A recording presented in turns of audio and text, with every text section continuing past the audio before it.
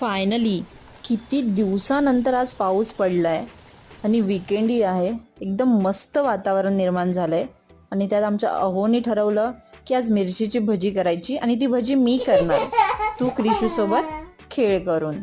तर मी तिला मस्त पाऊस दाखवत बसली आणि अहो लागले आमच्या भजी तळायला.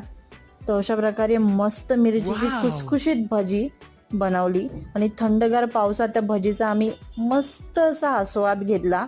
आणि त्यात कोणी आपल्याला आयतं बनवून देत असेल तर खायची मजा काय वेगळीच असते. नाहीतर नेहमी आपण स्वतः बनवतो आणि दुसऱ्यांना खायला घालतो, पण आज मला रेडीमेड भजी भेटत होती आणि आपण मस्त खायचं होतं, एन्जॉय करायचं होतं.